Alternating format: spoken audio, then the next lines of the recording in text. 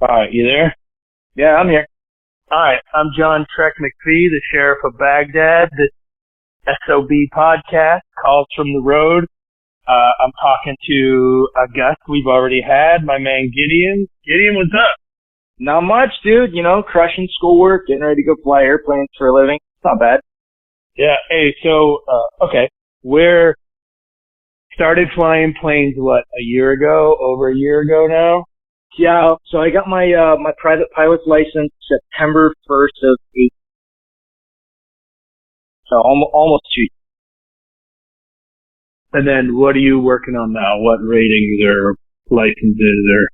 Yeah, so I already got my instrument stuff. I'm working on my commercial single engine. I've got like 6 weeks left in that. I'll take my check ride for that, roll right into multi-engine commercial, and then all of my flight instructor certs.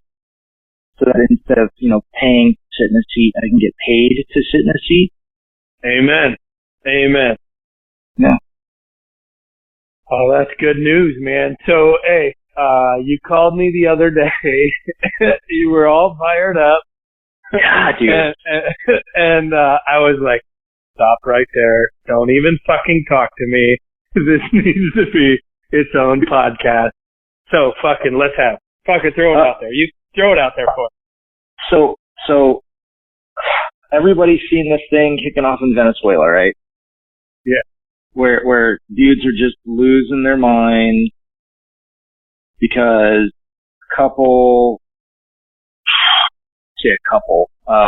depending on which agency or news you're looking at, we're looking at somewhere between 60 and 200 dudes get rolled up in Venezuela. Yeah. And I've got so many questions because reportedly, allegedly, right?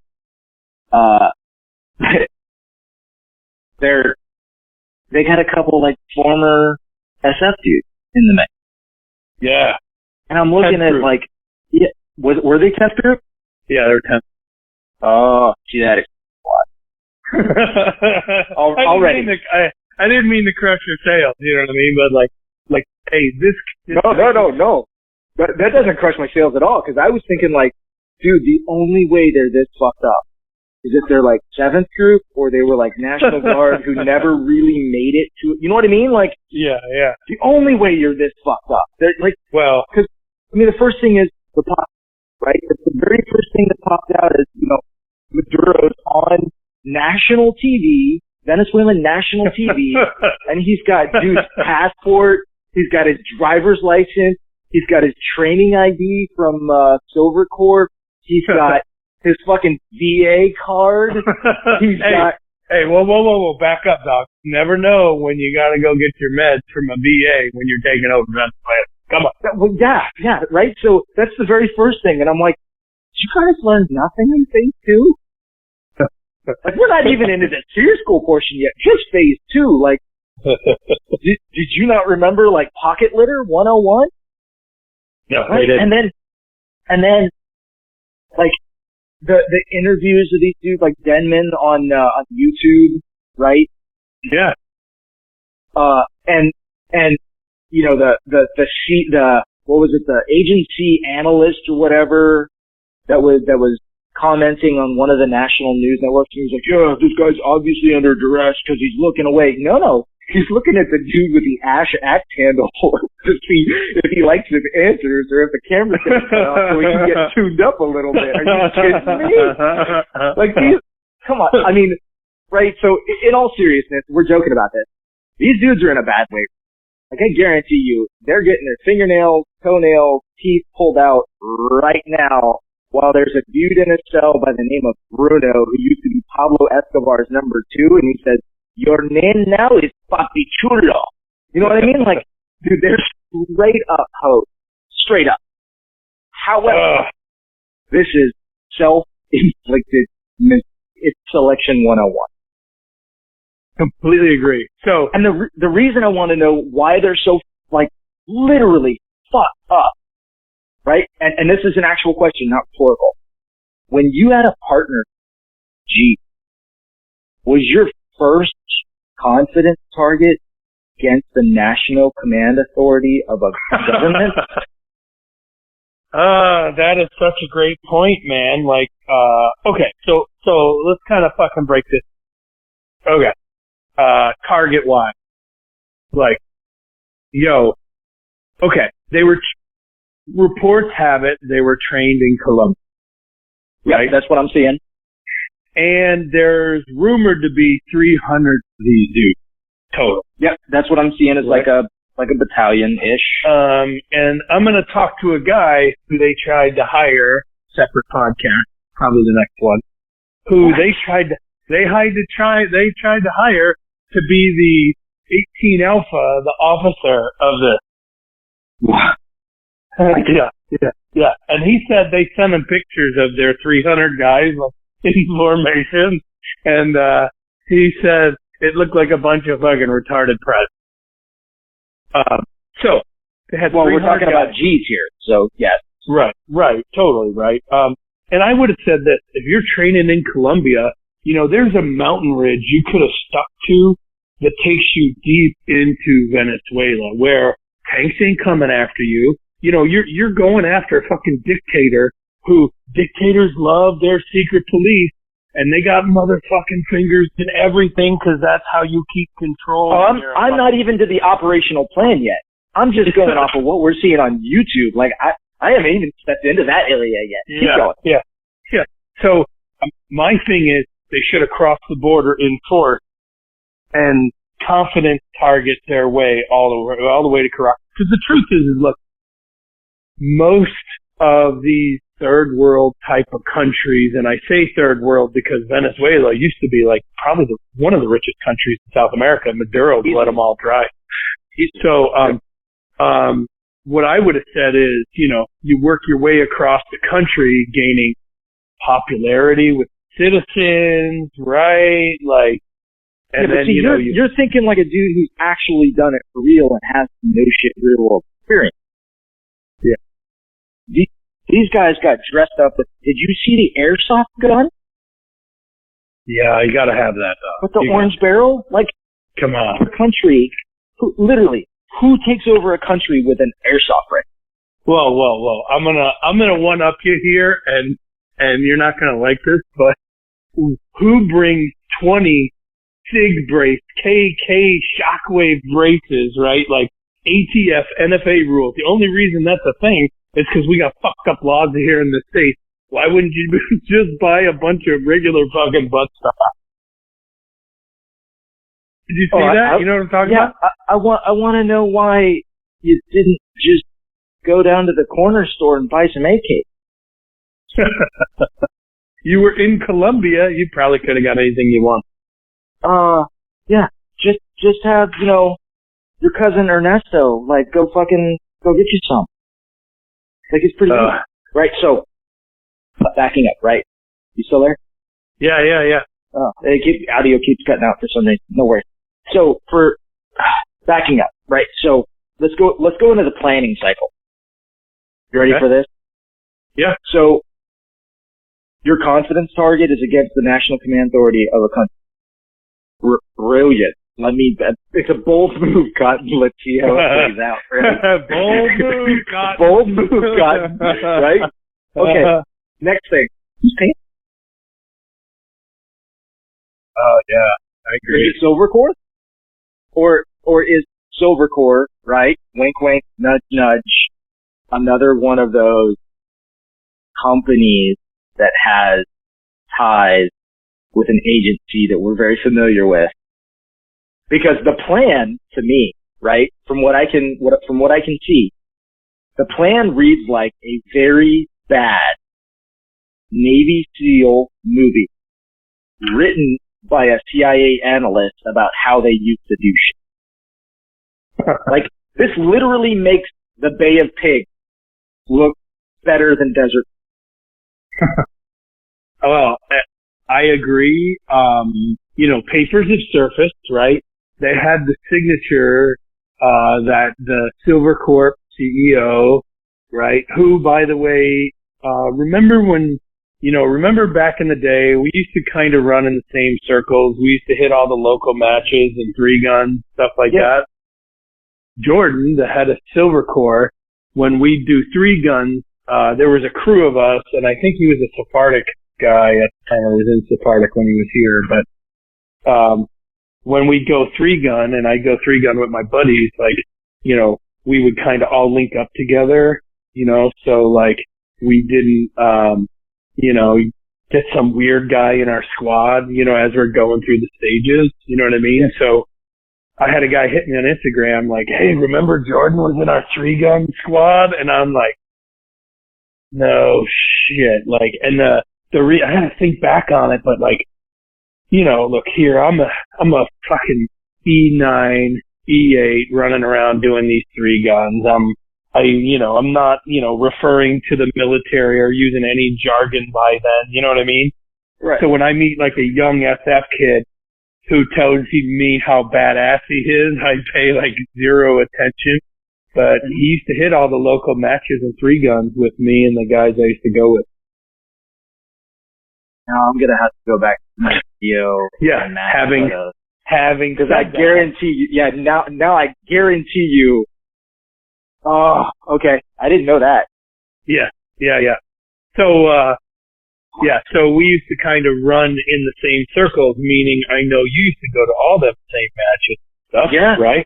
Yeah. So the Woody's match, Charlie Soul match, like it was gun, like all of it. Yeah. Cross Creek. Yeah, Cross Creek. Yeah. I think I know for a fact we shot Woody's match with him. Yeah.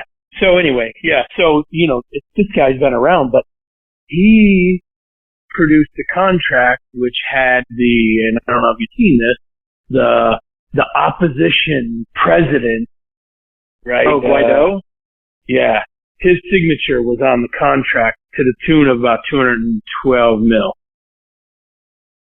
And yet Denman is on YouTube saying he was going to get paid 50 to 100K. Of course, man. Look, we work for these fucking idiots. You know this, right? And not only did we work for idiots like this, but when they're like, oh, we're only hiring guys out of the SF network, what was your fucking quote to them to their face? It's a bad idea. We should be hiring good dudes. Not everyone in the fucking SF network is a fucking good dude. That's true. True words have not been spoken. In other breaking news, water is wet. Right. So we work for these idiots in a different place at a different time. Yep. But it could have been me and you on the fucking, you know, some fucking savage, you know, like, hey, you know, this guy's he Snapchatted yesterday from this city, like, you know, so. Yeah, but we've worked. The problem is, we've worked for them, yeah, but there's a reason we don't now. So true. And we would never be in the position that Denman is right now, where his new name is Papichulo, because, well, we've got a fucking brain, and we're not afraid to stand up and go, hey, this is fucking wrong. What you're doing is stupid, and it's only going to get people killed. Right, oh, wait, no, we actually did that. Right. Well, I would say this is, I think, part of the problem, right? And I'm going to use a quote here, and I'm going to try to explain, like, how I see it, right? Okay. And, you know, look, you've been in Iraq, you've been in Afghanistan, same as me, deployed, right? And well, let's be fair here. Not the same, just similar. Similar, right? Well, you're a Green Beret. I say Green Beret because I hold Green Berets in higher regard than Special Forces guys. Well, dude, no, yeah, absolutely. I mean, it's no different than being Ranger qualified and being a Ranger. Agree, right? So, here's the way I would describe it. It's the soft enemy concept, and I can't tell you how many times I've said this. But, and it goes back to a quote by Marcus Luttrell, the lone survivor. There was a time where he said, this is what he said. With a SEAL team and 300 good Marines, he could take all of Afghanistan. Seriously. This is exactly what he said. The problem is, you know, first and foremost, right, there's holes in that story. And the holes in that story, it was 5 Navy SEALs on 7 or 8 Taliban, and the Taliban fucking won. So, you know what I mean? Like, but what I'm saying is the whole lone survivor thing. That's another story for another day.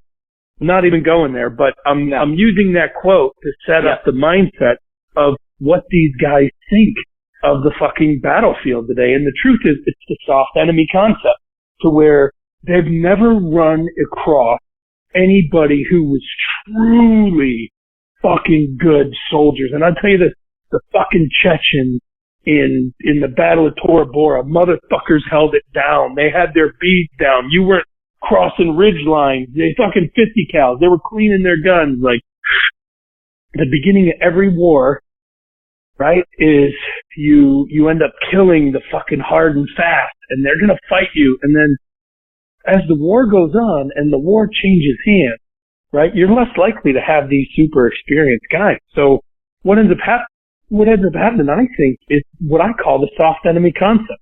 These motherfuckers, you know, they raid these houses with 60 dudes in Iraq, right, when I could have walked in with a fucking wheel gun in my sock and fucked everybody up. You know what I mean? But, okay, so let's just say I do that and it works.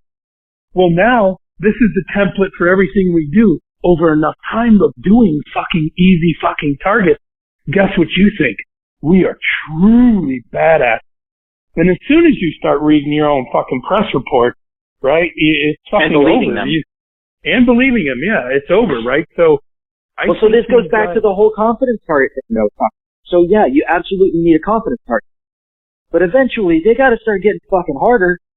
Because when all you're doing is hit confidence target after confidence target after confidence target, Merry Christmas, you're the coolest retard in fucking on the playground. And well, you're stepping up like Billy Badass out of middle school, but congratulations, dude, you're in fucking varsity league now. You're gonna get bounced. You're gonna get bounced hard. You get into deep water, right? You get into deep water, and then at the same time, right, you don't know it, but you're the fucking second to last. Right? Second to last. That's all you gotta do to beat people on a nightly basis in Afghanistan. It's like outrunning a bear, dude. You gotta outrun a bear. You're just gonna shoot you in the kneecap with a 25. Right. I completely agree, right? So I think the soft enemy concept has been driving a lot of what guys do, right? And their mindsets of how badass they are. And look, just look on Instagram. You'll see every day these fools are only in fucking a SEAL team, and I'm going to include Special Forces in here. They're only in a Special Forces team to take pictures of how cool they are so they can market themselves to get out, which really, they were never into their job to begin with. So how fucking good did they get when really they're worried about fucking Instagram and taking cool pictures at night? And I see it all the time. And it's all over. It's all over the fucking interwebs, right? These guys, they just come in. They just want to do these jobs so they can get to social media, so when they get out, they'll be cool guys. But what they never learned was how to be good at their job. I really want to make a remark here without saying any names. There was a story that you have told about a young junior that showed up to your team and was like, I'll kick everybody's asses. Yeah, he did. And I bloodied that fool up. But without saying any names, right? Right. God forbid I get called out. Well, no, most of the people listening know who that is. Yeah, all I'm saying. Right? No, so true. So true, right? No. So the soft enemy concept, absolutely true, right? So this brings me back to the quote by Michael Hopp, right? Hard times create strong men. Strong men create good times. Good times create weak men, and weak men create hard times, right? So you're in a constantly circular theory. And we're in those good times creating weak men and weak men creating hard times. Man, I don't disagree with that at all. Because we have literally forgotten where we came from, right? and I'm not going to turn this into, women shouldn't, they lower the standards, my class was the last hard class, blah, blah, blah, whatever. Look at the performance levels, see now, versus, let's step back 10. Just 10 years ago. Right? 2010. Okay, back it up 10 more years. What was the performance level on a team? What was the performance level of operation compared to now? And the instant somebody is beating their chest telling you how amazing and badass they are, like, I'm done, bro. I want the dude who's sitting over in the corner sipping whiskey with his trophy husband fucking apron on, who's just sitting there quietly watching shit happen. Like, you ain't gotta tell me. Show me. Yeah, I completely agree with you. I'd also say this. I think it goes to this without giving too much stuff up, right? And we've talked about this before. Special Forces created a Jason Bourne-like program. Yep. Okay. Being one of the original trainers, and why did they have me as one of the original trainers is because I was trained to go out alone, right? And that's what they wanted to train guys to do, right? So having said that is during their training pipeline, what we found was simple tasks, right? Most Green Berets had to go through, ASAP, right? Very common school in Special Forces. Mm-hmm. What we found was most of those guys couldn't pass most tasks that were asked of a singleton type guy, right? Because ASOT had been so watered down to serve the masses that they lost focus of what they were actually teaching. So guys that would be in this pipeline, if they were ASOT trained, they would fail all of the street crap. Well, that's not the way you do it in ASOT. Well, you don't live in ASOT, motherfucker. You live in the real world. You fucking fail. Right? So, having said that is, okay, if I know the most advanced school SF has is fucking completely watered down and a failure, what are the chances that, fucking Denman Sear School actually taught him something? What are the chances that, Sephardic actually taught him something?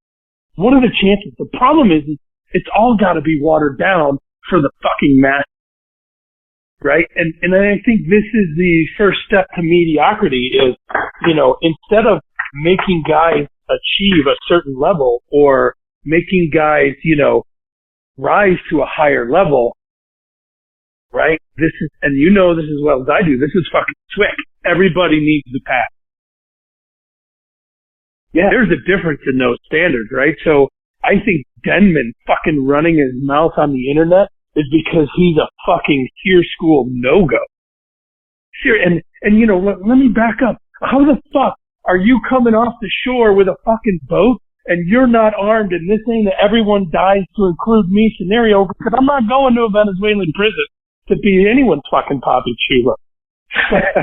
You know what I'm saying? Like, how the fuck is this not everyone dies? But okay, I'm getting off topic. I think all Green Beret training, right, is watered down for the masses, A, and B, I think this goes to really two things in the Special Forces community.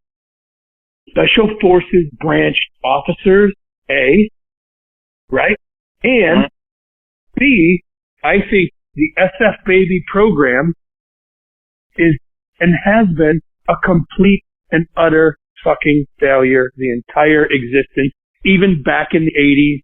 And we could name people that I name people right now that have been in movies and shit by fucking code name that were the worst fucking leaders I ever met. All SF Baby. The reason I say that is because a few years after the SF Baby program, I would go to the Special Forces camps as a liaison between us and them. And what I started to see was these SF babies, because they've never been in the Army and they don't know what real suck actually is. Because you've always been in Special Forces and we're trying to be smarter and better, right? But because you've never been in the fucking Army, you don't know what the real fucking suck is, right? So what happens is you create a parallel level to the fucking Army. It's not better, it's fucking parallel. You just wear a different fucking uniform. And this is what we started to see, right? Time and time again, right? And I think look, you know as well as I do, man, you were prior service before Special Forces. You seen shit for what it was. So when you got to Special Forces, you're like, hold the fuck on. We're not doing that. I've done this before. Yeah, we're not. Like, no, just fucking no. You fire me if you want. The answer's fucking no, right? Well, what if you didn't ever learn that lesson? Right? What you do is you create a parallel level of bullshit because you have the same rules handed down by Mother Army. Yeah, so right? I'm gonna both agree and disagree with you at the same time. Fair. So, the SF Baby program. Worthless? Nah. I know a lot of really solid dudes came in off the X. A lot of them. Like, more than a handful. So I'm not talking about individuals here. I get that, but performance is the ultimate indicator of success. Okay. Right? So if everybody that went through your school sucked, then your school sucked.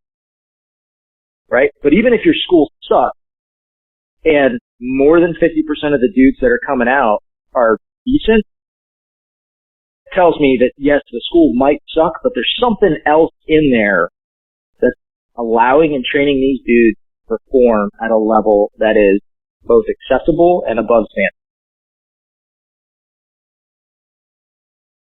So my thoughts are, it's less about the SF Baby program and the fact that the United States military and Mother Army has no idea how to adequately deploy and utilize the assets that they have.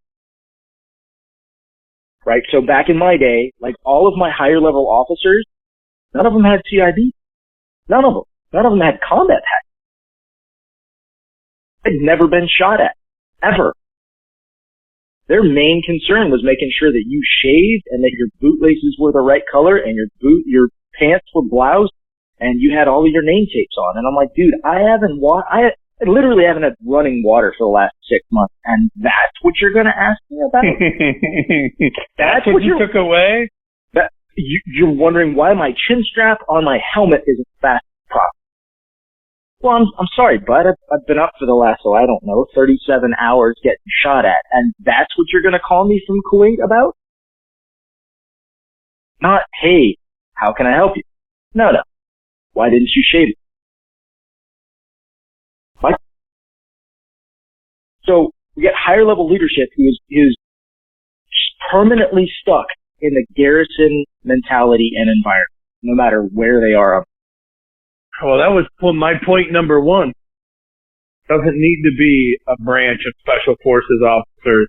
It should be good officers coming in, weaving back into the Army, going back, right? Like, no, it's perfect world. I get it.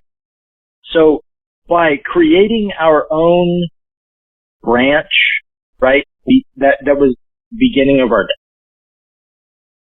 Great. Because how many 1 stars and above currently sitting in college? Fuck, I don't even know. Yeah, like, is there a number to count that high? Every time you turn around, there's another fucking general of something. Like, you've been to the Pentagon. Like, the officers are like fucking broom closets. Dude, it's literally a planetarium. There's too many stars. There's too many stars to worry about, and fuck all gets done. Yeah. Because in World War you didn't II, have the right cover sheet on your TPS report. in World War II, I think it was like 70 to 100 for every enlisted men for every one officer. I think, nowadays it's like, 1 to 10 or less. Yeah. One officer for every 10 enlisted. But yeah, I completely agree. I mean, but look, I completely agree, and that's why first I bagged on the officer, right? But I think the reality is I think the personal training that Denman received, absolutely unapplicable in the real world. You spend some time on the range. There's some standards, right? Tier school, everybody passes nowadays. I mean, I think there's nothing, and I preface it by saying, it was the start of the SF baby program, but really I think there's some second, third order, fifth, sixth order effects that go with that, is the fact that with the SF baby program is when they started everybody's got a path instead of looking for the right guy. Oh, I couldn't. Well, so soft imperative number 1, right? Know your operational environment. Right? And down that list, humans are more important than hardware. Right? It doesn't matter how fucking cool you look. And then further down that list of the soft imperative, you can't create adequate soft dudes in a time of an emergency. Which is exactly what we've been doing. Oh, totally, right? Because the good dudes are either getting out, finding other jobs. There's a shortfall. The command has to fucking look good because they need to fucking plus up their OER. Right? So that they can make their star go be the fucking general of fucking cleaning supplies in Kabul. So that they can fucking, make a fucking deal to go right back into the civilian sector doing the same shit they were doing before, which is why the Army has ACUs. Like, there's so many levels of corruption, man. Like, if you tell me that our federal government and our military is not corrupt, you got your head. Oh, well, I think our government corruption, I think we have in a organized and very polished manner past the banana republic of old in corruption. Oh, dude, you know why they're so upset about Venezuela? Why? Because they can't do that here. Oh, for sure. Take everyone's guns, fucking fuck you, right? Like, it's coming. We'll be there. I mean, look at fucking COVID. Oh, this whole fucking podcast started off in Venezuela, and now we're talking about COVID. Love it. So many parallels. I don't even want to go down the COVID road because I'm tired of fucking talking. Yeah. Okay. So we started this before we got too off topic. We started with the training piece, right, of Denman being on the TV. Yep. Right. Let's talk about the planning phase of this. Right? Like, look, so Denman said in his interview that, they were riding these boats. He was with X number of guys. I don't even remember how many, right? And they were going to seize, they were going to seize an airfield. Yes. Hold on. They were going to seize an airfield, right? To seize this airfield so they could export Maduro out of the country. Now, and prepare for follow-on. Yeah. Now, I would say this. That assumes that there is a much, much larger force coming in, correct? Correct. So, what is the larger force? If he had 60 dudes, is the larger force the remaining of the 300, and you're calling that a large force? Well, just because you don't have 300 friends, or you don't know 300 people, getting 300 people in one area would seem like a ton of fucking people. Yeah, except that the 82nd Airborne is what, 57,000? Okay, let's just say a Ranger battalion, right? A Ranger battalion seizes an airfield, right? That's their kind of bread and butter. Okay, you're talking what? 700 to 1,000 dudes? Easily. Just on the airfield. Yeah. And I would also say this is like, I've thought about this a lot. Man, I was on the aircraft carrier America for the invasion of Haiti, right? I was a sniper. I had a Beret 50 cal, and my job was to shoot up the fucking palace. To shoot it up. That's all I had to do, right? I was on a blocking position next to the palace, and we were shooting inward, right? Okay. The invasion of Haiti, right, took the entire range, fucking Haiti. Not Venezuela, fucking Haiti. You know what I mean? A very small island, another fucking city-state. Port-au-Prince is a city-state, right? Uh-huh. Took the entire Ranger regiment, was going to take down the government of Haiti.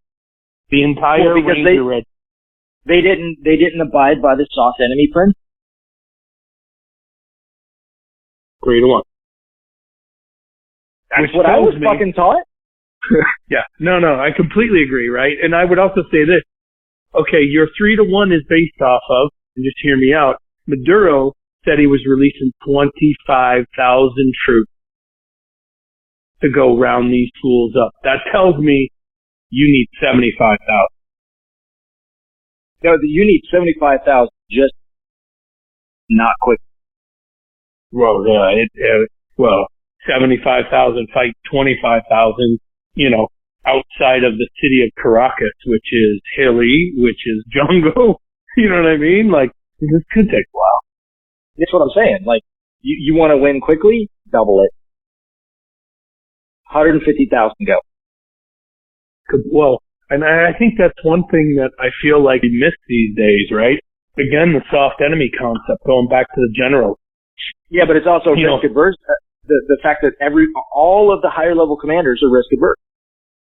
Totally, right? But, during the safest Iraq ever was when you went under an overpass and there's fucking 2 tanks and a fucking truckload of Joes. You turn a corner, there's fucking 10 Humvees, right? Like, that's the safest Iraq ever was, right? And then they'd be like, well, sir, like, I talked to the White House and we're doing a surge and we're bringing another 4,000 fucking troops. Like, are you fucking kidding me? Why aren't we sending 150,000? Why are we sending 200,000? Why isn't there an American soldier on every fucking corner, every fucking? Seriously. Well, that's the way Granddad did it. Well, so the problem is it's about money. It's about I agree, private military contractors. I totally agree, but what I'm saying is this mindset is bled over in the guys where they're like, well, I was in an FOB with 200 guys. We could have killed everybody here. Yeah, that's what you tell yourself. Sure, pal. You know what I mean? So I think in every way, these guys are a product of their environment, right? And by no means was there any thinking out of the box, and that by box, I mean, how badass. Couldn't agree more. But so let me go back to my other point here about the leadership, right? So yeah, we're bagging on the offense, but the senior enlisted are twice as. Because the only reason you are the way you are and the way I am is because at some point we had a scruffy old, insert your adjective here, platoon sergeant, team daddy, toe, you know what I mean? Who literally bounced your nugget off of the sidewalk a couple of times and said, hey, Chuck Smuckatelli, check this out. You were JoJo the Duck. You were all fucked up. Don't worry. I'm going to help you unfuck yourself. That is not the way to do business. That's Navy SEAL bullshit. We don't fucking do that. And somebody somewhere had to fucking lead and train us. Right? And for every good leader that you had, that you learned something amazing, you had a bad leader that taught you, I'm not fucking doing that. That's stupid. I've had more bad leadership. I right there with you. But, for every good name that you can pull up, there's probably 2 or 3 where you can go, yeah, whatever you do, don't be fucked up like that. Yeah, I know. I get asked on Instagram all the time about bad boss. You know what I mean? Well, so the military is no different than any other job. Completely Every agree. single job on the planet has an asshole quota to fill. If you look left and you look right and you can't figure out who it is, Merry Christmas, it's you. Right? Like, I don't care what job you got.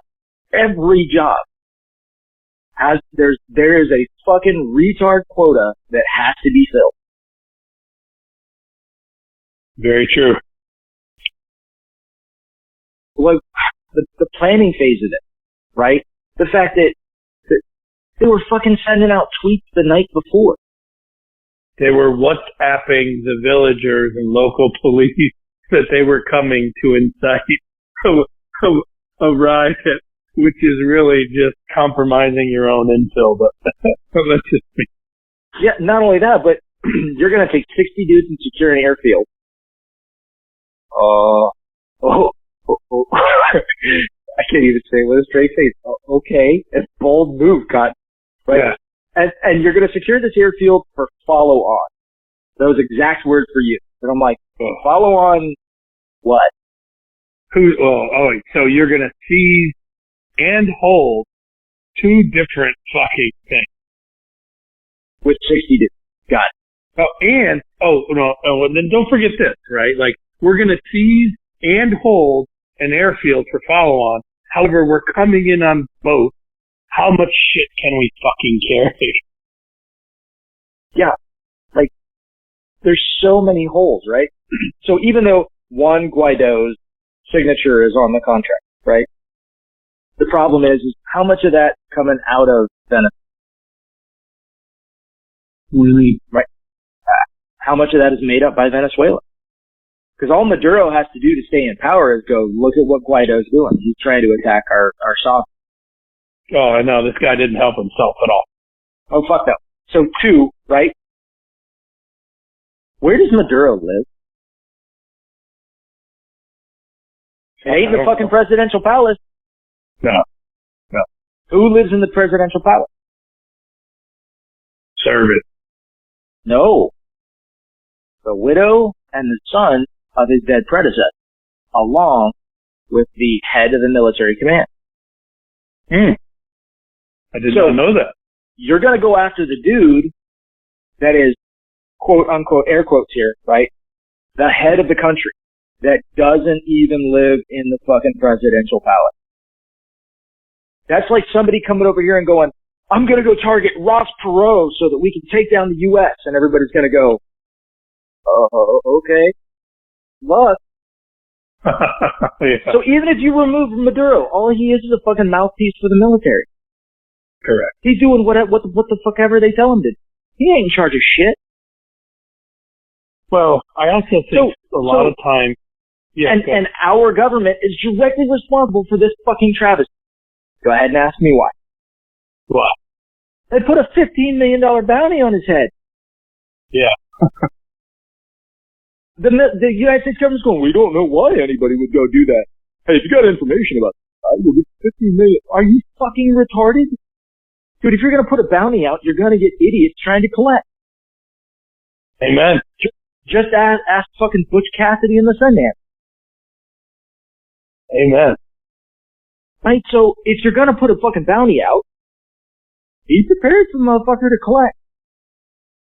And this takes me back to the fucking Christians in action. Well, we'll just put a bounty out there. Somebody will turn them in. You kidding me, right?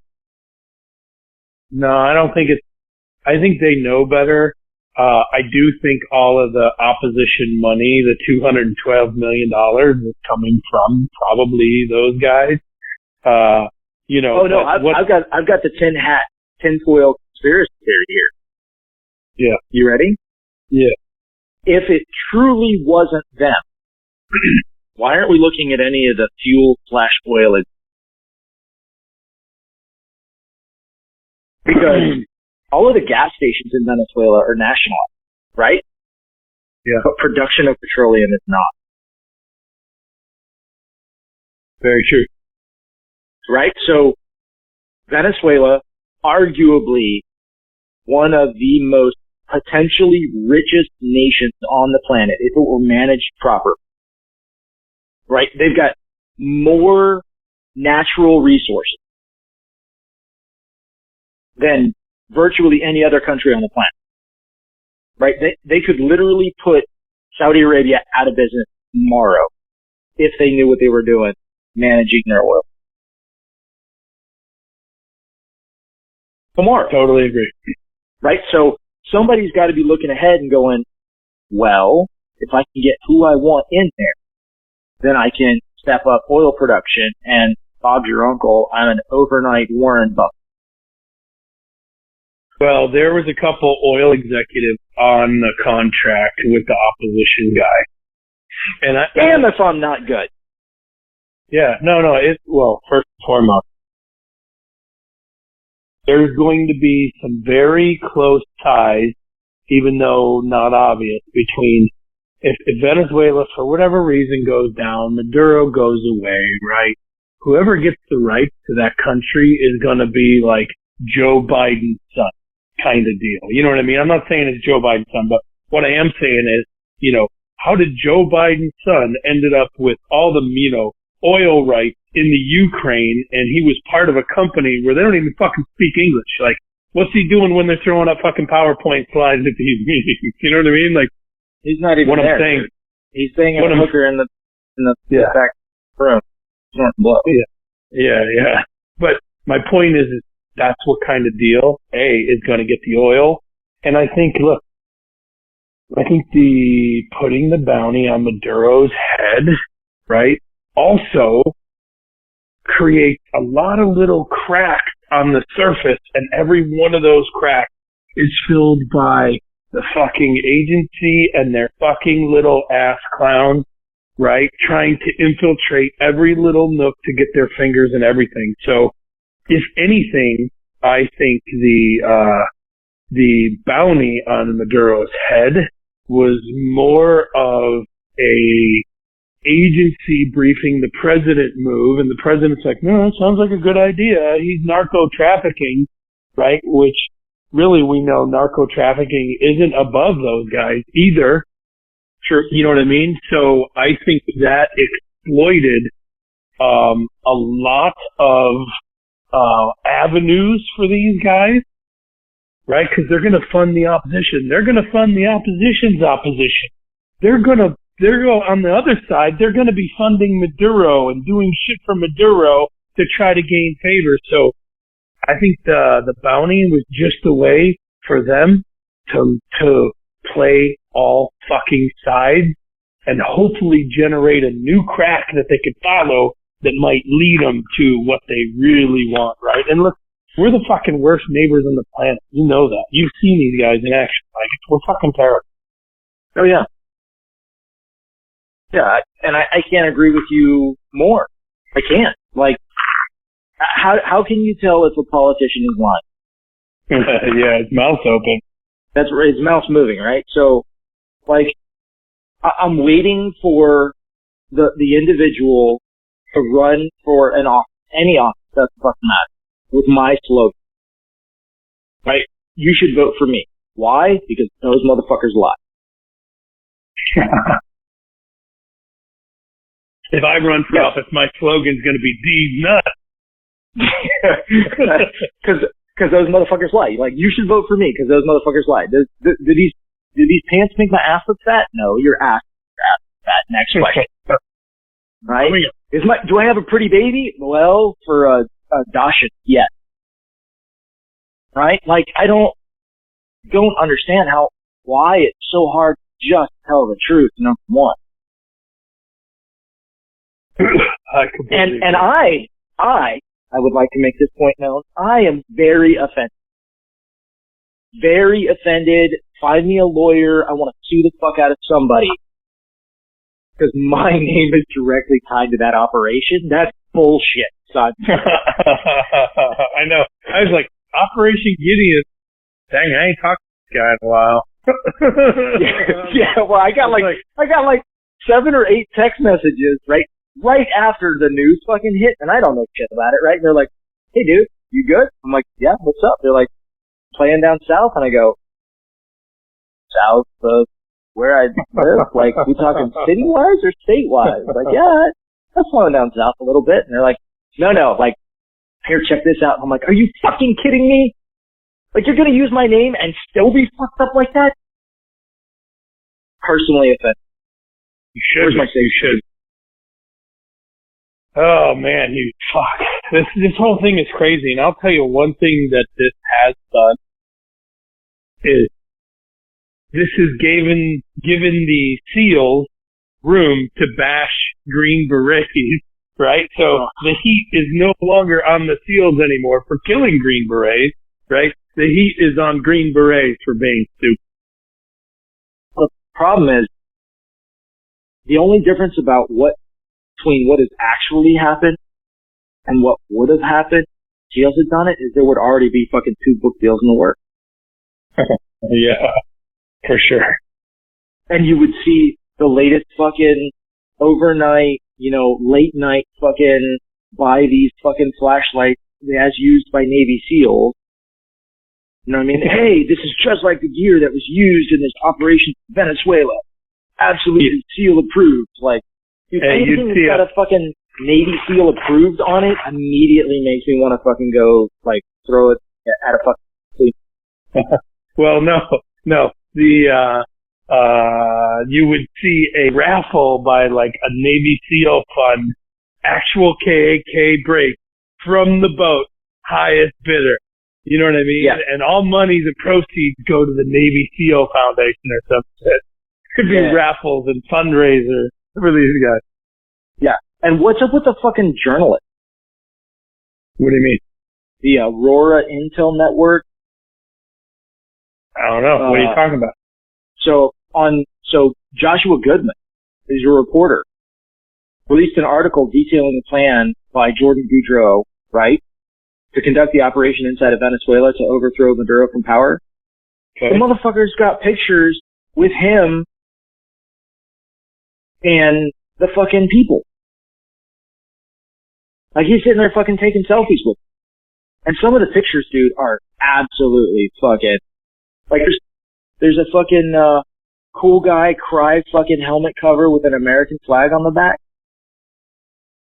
Yeah. In some of the gear photos, like, my personal favorite is the samurai fucking face mask. Yeah. Well, when you're conducting capture operations and seizing an airport, you want to cover your face.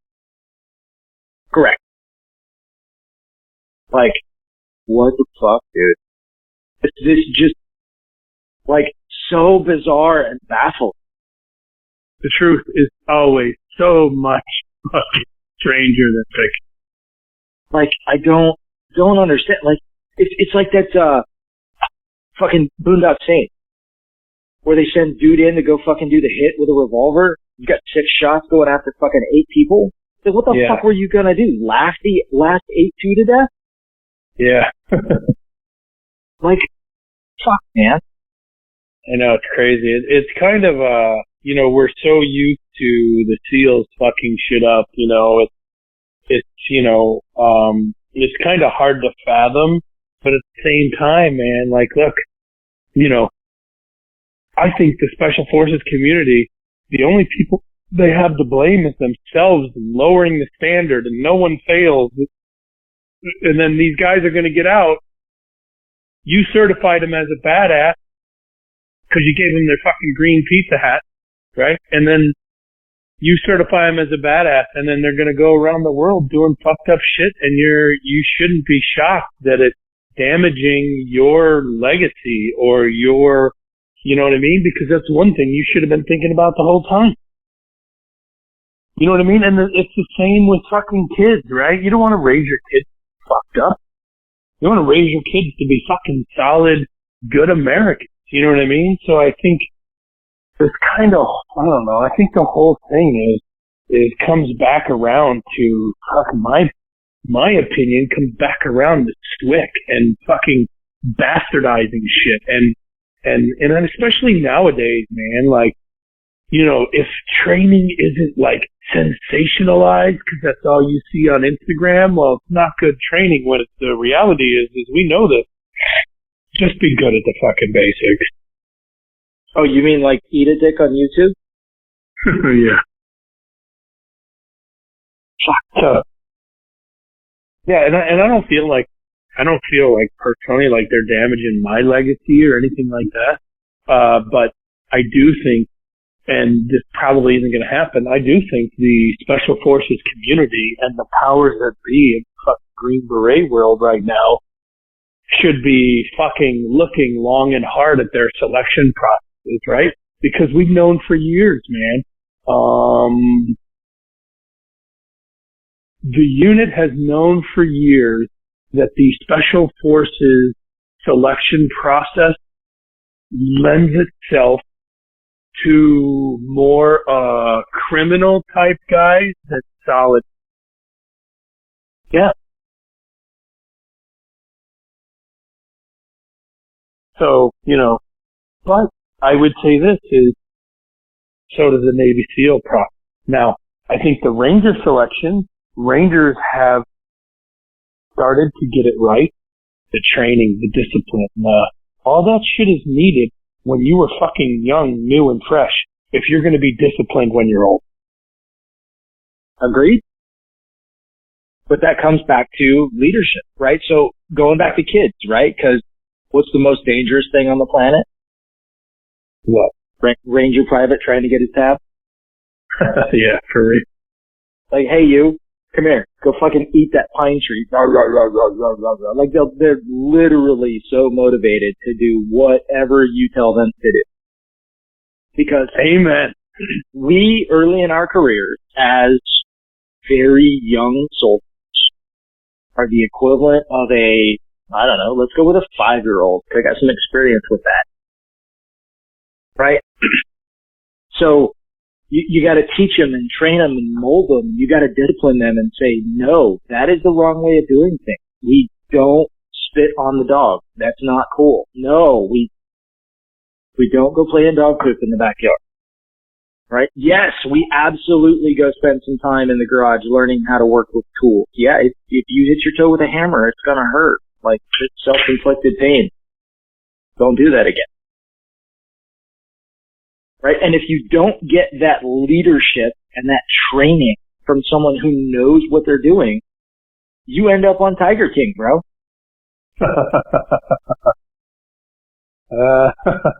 Bitching about Carol Baskin. You know what I mean? Like, dude, have you seen yourself? Like, Joe Dirt's looking at that and going, oof, little much. Little much. Yeah. Joe Dirt doesn't look so bad right now. Hell no. Joe Dirt, amazing. But when we're very young and impressionable, like, if you don't want to end up in the latest edition of the People of Walmart, then you need to get trained and molded and mentored. And this goes back to the whole institutional process, because we are absolutely institutionalized. How many dudes do you know that are getting out that cannot figure out what the fuck they're going to do with their life? Most of them. They're looking for that handout. Oh, completely agree. Right. Well, hey man, I need you to pay me to do the same fucked up shit that I used to get paid. Well, we don't do that here. Right. Completely agree. I think, you're less likely to see this out of guys who do a full 20 than you are guys who get out at 16 or 17 or, right here, I can hear you talking about. No, I'm just saying you're less likely to get it, because if you get out before 20, you actually, retirement's not enough never to work again. Right. But it's enough money to where, you could kind of have a little time, if you're smart, to figure out what you're going to do next. right? If you had... That comes from proper planning, right? Plan your life like you would plan any operation. Sure. So true. I mean, there's a reason the entire planning process, I mean, the military really screwed up when they did the NDMP process. Oh, geez. It's not that difficult. But plan your life just like you would plan an invasion of a third world country with maybe 60 dudes and some airsoft guns on a boat. I don't know. Right? But have a fucking plan and never be afraid to reevaluate and go, hey, this is what I planned and this is what happened. Is that what you wanted to happen? Yes or no? If it's not, okay, fix it and go forward.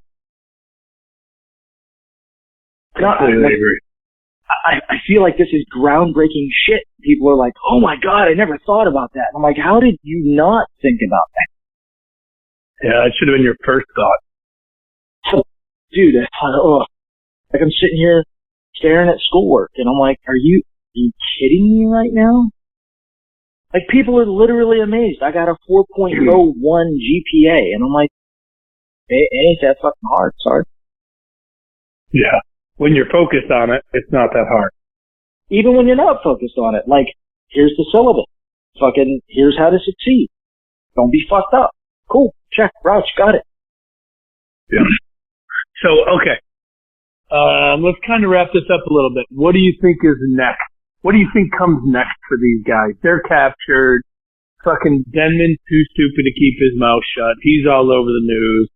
I think Barry ain't saying shit. That's why we ain't seen anything from that fucking guy. Like, he's just kind of like, fuck y'all. Right? I ain't ending up on the news, which is probably the smarter move out of him, by the way. But whatever. So he might have learned something at Sears. Cool. Got it. Maybe he did. Well, he was also an E7 when he got out. Yeah, Denman was what, 6? Yeah, an E6. But he was only in the Army a couple years, right? Like 5 years total? Yeah, 5 years. Which, brings me back to, alright, so SF dude goes in, say he went in as an 18X, right? Okay. Let's say 2006, which is what he admits to. Right? So add 2 years to that. So 2008, he hits a team, he's out 2011. That's not even a full enlistment there, bud. Especially on the X-ray program, which is a 6-year. Very, yeah, smart catch, so, right? So why is he out? It ain't because he fucking ETS, because he didn't do a full hitch. Right. Oh, I agree. So he was too fucked up to stay? So did they pull his tab? Did they pull his fucking hat? You wouldn't know. Right. But the grapevine is saying, no, they did. They didn't pull his tab, they didn't pull his hat. Okay. How? Why? Fuck. Like, I got way more fucking questions. Right? So, what's next? I see one of 3 potential things happen. One, he's going to rival Bo Bergdahl as the high champion. Well, hey, as long as he gets Bo Bergdahl off the top, I don't give a fuck. Yeah. 2, he gets held for ransom by Venezuela. We're gonna end up giving something for him. Right? The truth is never really gonna come out. Ever. And he'll just fade into black oblivion, and we will be the only ones who remember his name. No, not true. Okay. Your course of action 2, I agree. We're gonna pay a ransom. There's gonna be backdoor deals. You're never gonna know. Hear me out on this. He's not gonna fade to black. He is going to be the hottest shit at fucking SHOT Show that year, and everyone's gonna be sucking his dick, and everyone's gonna be like, we need to train with this guy. Like, who else has been on Venezuelan TV like that, right? So it's fucking bizarre, but the fucking gun industry loves to suck a guy's dick like that who's a complete and utter failure in what he...